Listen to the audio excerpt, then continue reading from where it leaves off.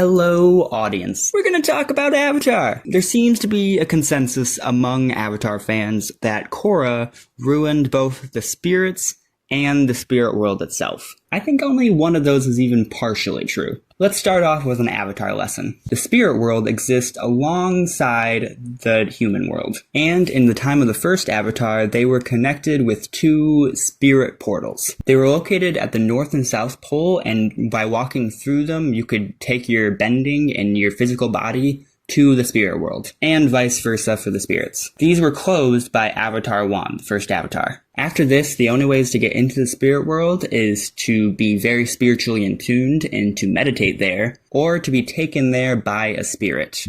I think it also needs to be on a solstice for that second one. There's also a third option that only Iroh seems to have done. He seemingly gave up his physical form and his physical body in order to move on to the spirit world and become a spirit. I kind of see that as like a inverse of what Tui and La did, the moon and ocean spirit. In Avatar: The Last Airbender, the spirit world was presented in this mysterious way, with the spirits being presented as powerful and wise and also ununderstandable. Aang also doesn't go into the spirit world all that much. We can't really be sure if he became more spiritually attuned in his adulthood, but within the show, he wasn't very great with spiritual stuff. In Korra, however, these portals get reopened, reconnecting the human world and the spirit world. This allows us to see way more of the common spirits, like these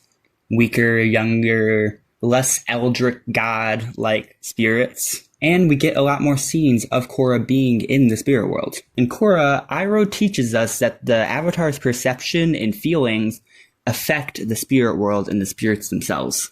In the spirit world, your emotions become your reality, especially for the Avatar. Now we get to the main point. Korra has known her whole life, essentially, that she is in fact the Avatar. And she's been being trained by countless masters to hone those skills and learn about being the Avatar, including Tenzin, who is a full-grown airbender who knows everything that you can know about being an airbender. He's extremely studious. Aang, however, was only 12 years old. You're just a child! Not to mention, he wasn't particularly interested in learning and being studious. Until he learned he was the last airbender, then he was like, oh shit, gotta lock in. He had only just found out he was the Avatar with a few weeks, maybe months of training before he ran away and slept for 100 years. Then, when he wakes up, he has this massive war looming over his head, along with the death of everybody that he has cared about. Korra, although not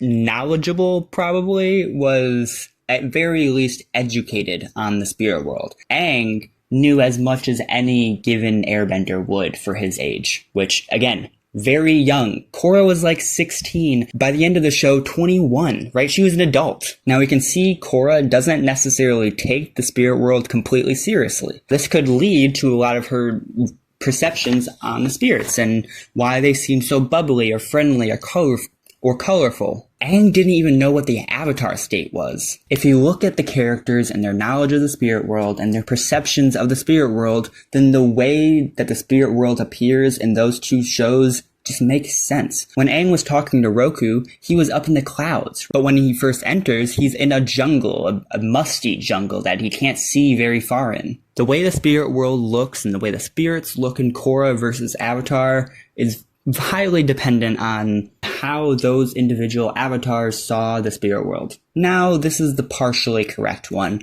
The spirits don't look as cool in Korra. There's some of them that look nice. I like that, like, what is he, a coyote? Some of their designs are neat, but on the most part, they just seem simplified rather than being original. I think a lot of this is because there's a lot more spirits in Korra. They can't design a million different characters. But I think they could have done better. I also don't like the term dark spirits. I think that's kind of a silly term. Doesn't really sit right. Dark avatar, dark spirits. Come on. If you enjoyed the video, I hope you like and subscribe. Go check out my other stuff. It's not Avatar, but it's cool. It's cool and you might like it. Subscribe and like the video. Bye-bye.